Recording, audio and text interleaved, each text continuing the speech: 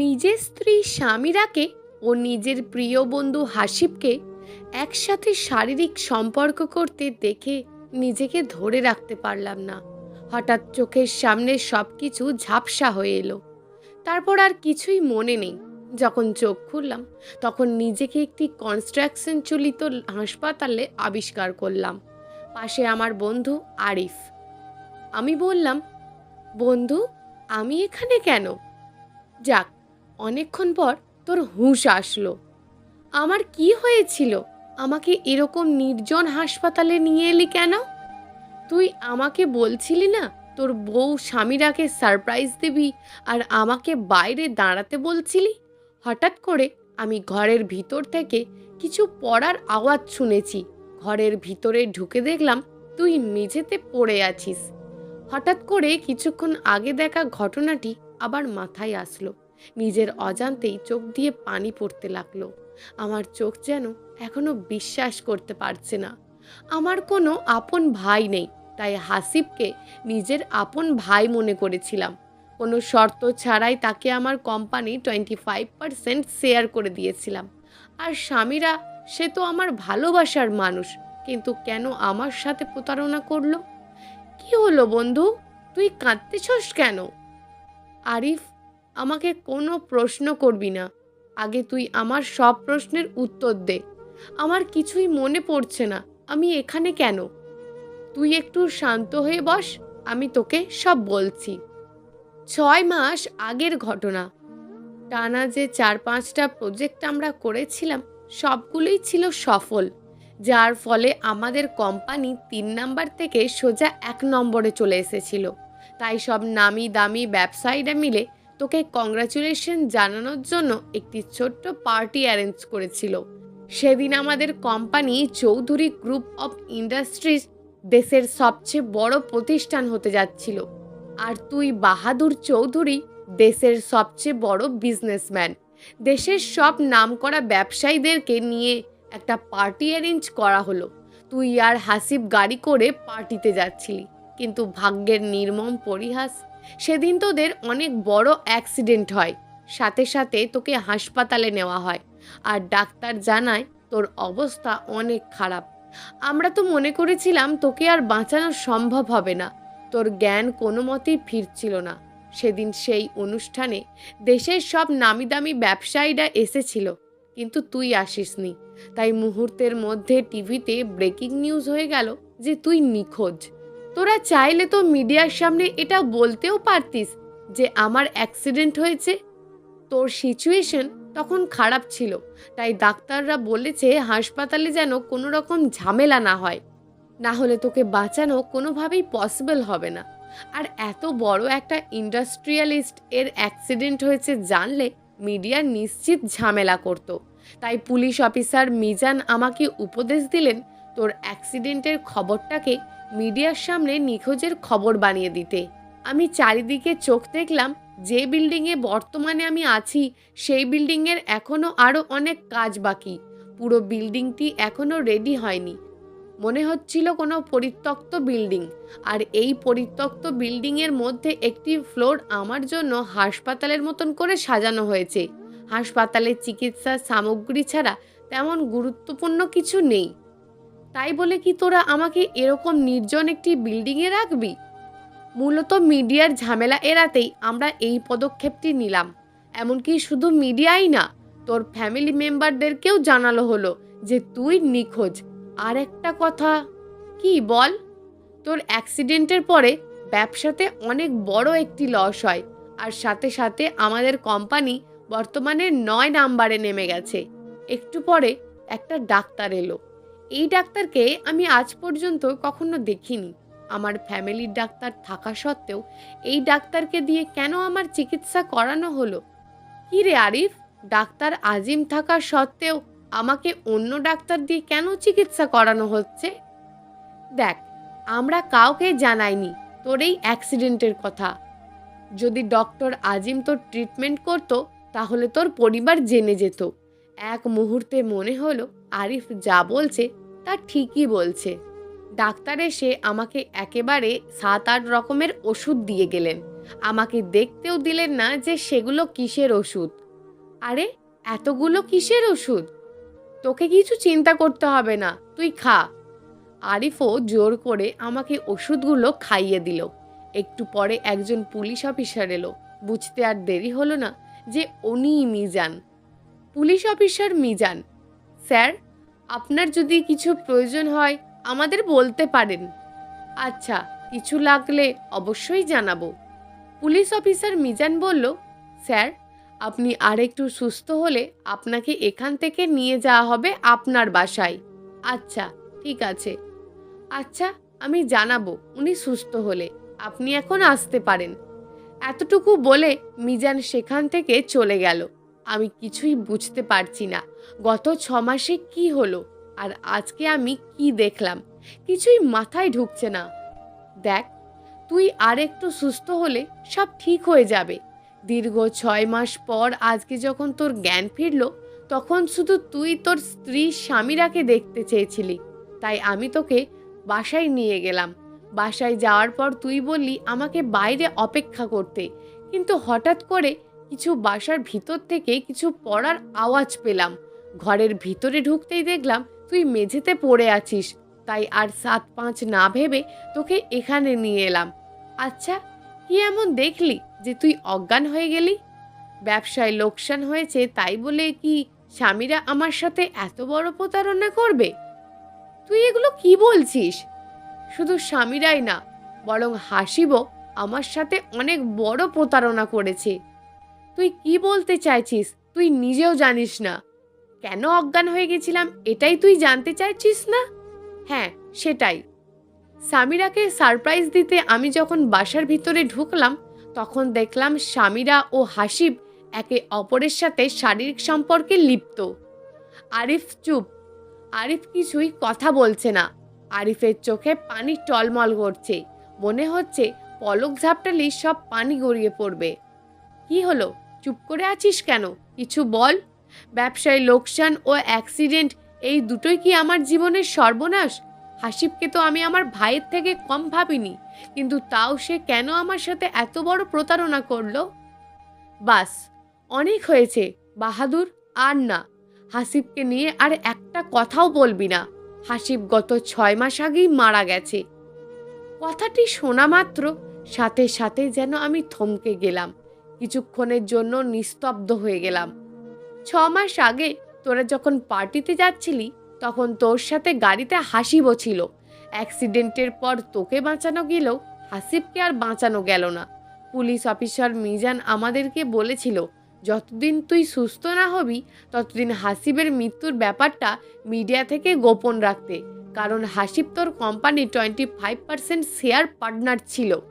আরিফের কথাটি শোনার সাথে সাথে আমার মাথায় কিছুই ঢুকছিল না।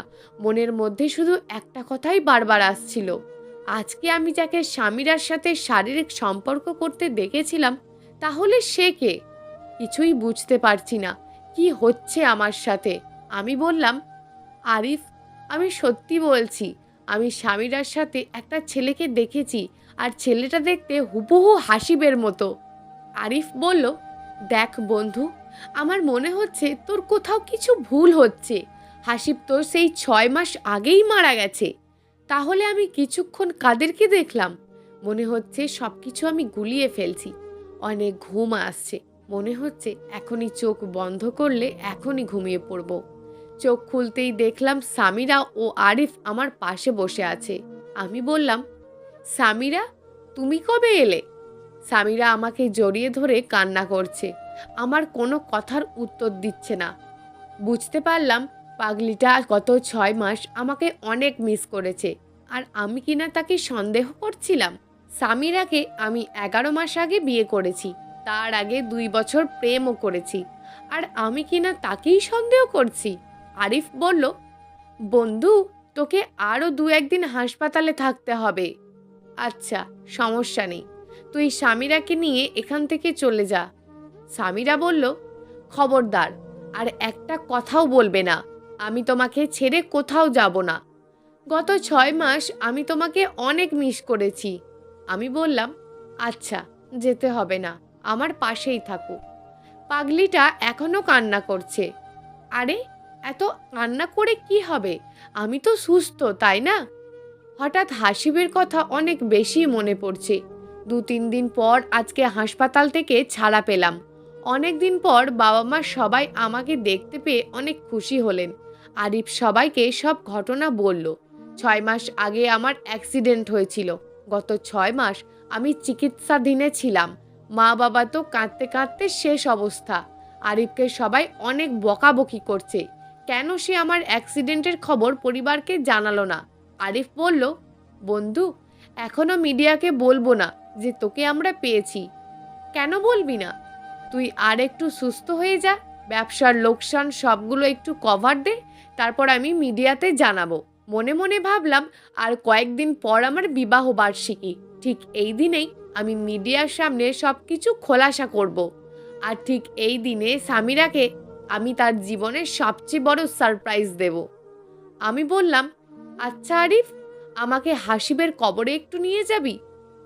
ও, হাসিবের কবরে? হাসিবের কবর মানে হলো কি কবর? কি হলো? তুই এমন করছিস কেন?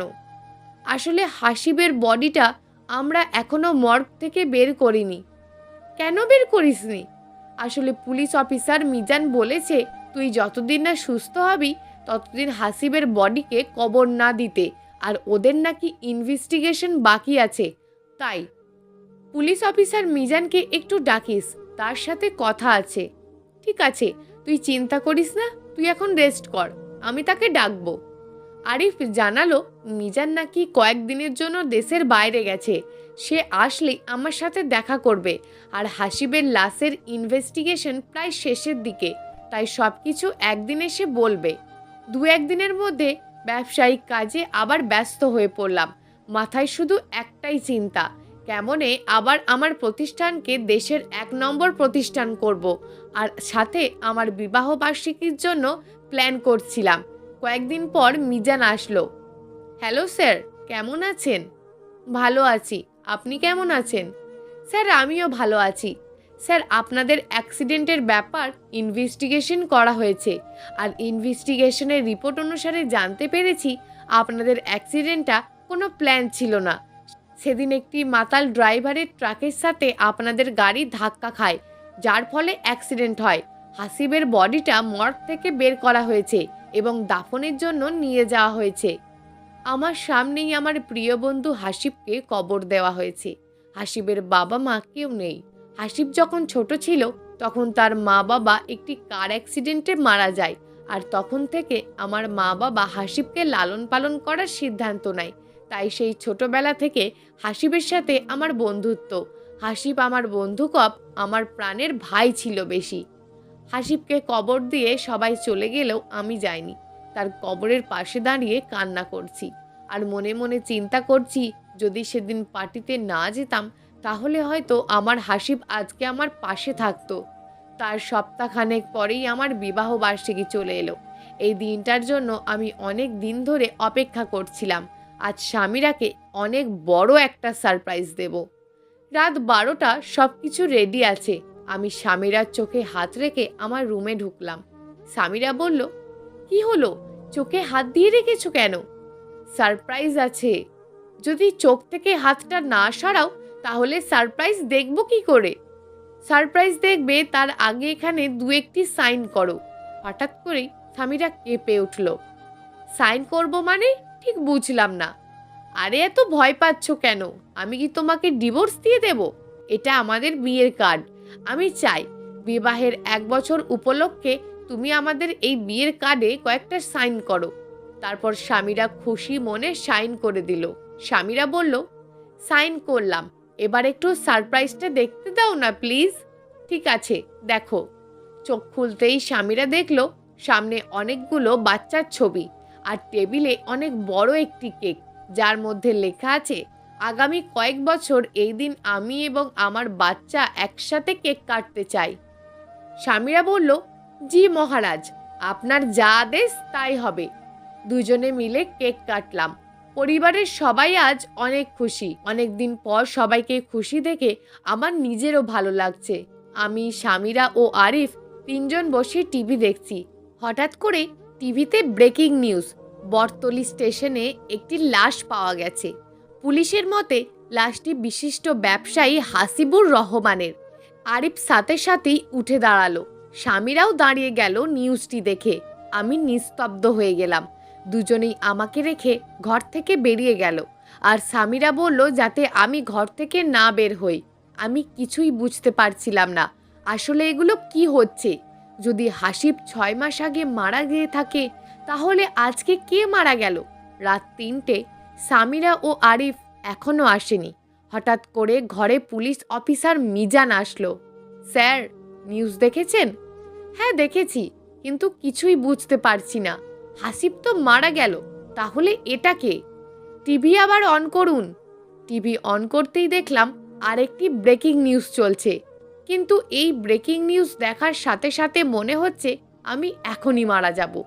ব্রেকিং নিউজ, এইমাত্র পাওয়া খবর, বিশিষ্ট ব্যবসায়ী বাহাদুর চৌধুরীর বন্ধু আরিফের বাসায় কিছুক্ষণ আগে অনেক বড় অগ্নিকাণ্ড হয়ে গেল।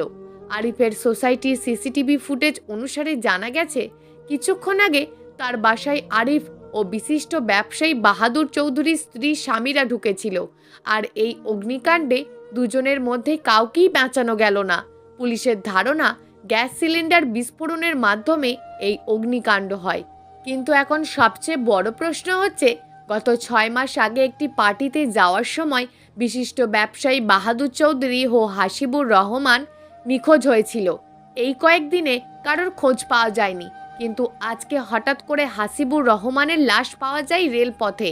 আরিফ ও স্বামীরা অগ্নিকাণ্ডে মারা যায়।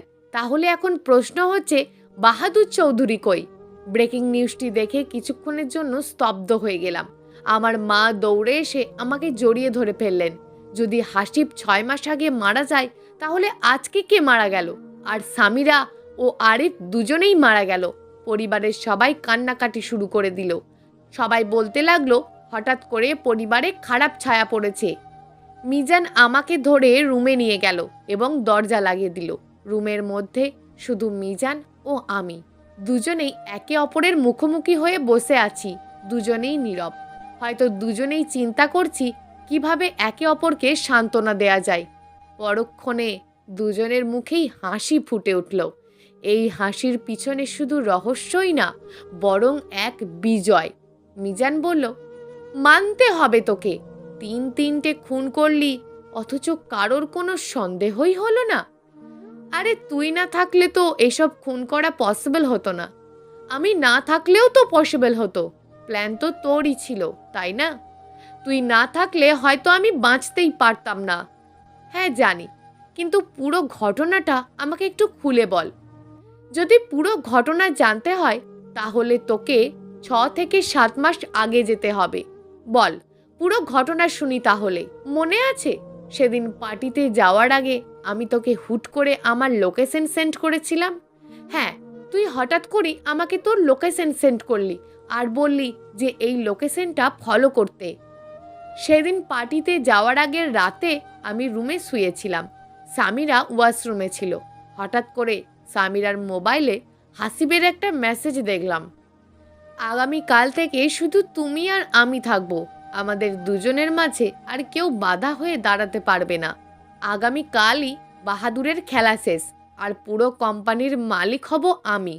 মেসেজটি দেখার পর আমি কি করব কিছুই বুঝতে পারছিলাম না। যাকে নিজের থেকেও বেশি ভালোবেসেছিলাম, সে কিনা তার ভাইয়ের মতন একজনের সাথে পরকীয়ায় লিপ্ত হয়ে গেছে।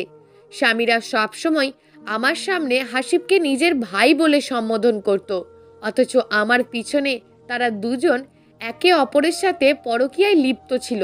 আমি তখনও বুঝতে পারিনি যে স্বামীরা ও হাসিব আমাকে গাড়িতে মারার প্ল্যান করেছে, কারণ গাড়িতে হাসিবও ছিল। তুই আমার গাড়িকে ফলো করছিলি, আর হঠাৎ করে আমার গাড়ির অ্যাক্সিডেন্ট হয়। সেদিন তুই যদি স্পটে না থাকতিস, তাহলে হয়তো আমি সেখানেই মারা যেতাম। আর যদি আমার এই অ্যাক্সিডেন্টের কেস তোর হাতে না যেত, তাহলে আরও অনেক বড় প্রবলেম হতো। মিজান বলল, আমি একটা জিনিস বুঝলাম না, হাসিব আর স্বামীরা কি জানতো আমি তোর বন্ধু? না, আমি কোনোদিনও তোকে ওদের কাছে পরিচয় দিইনি।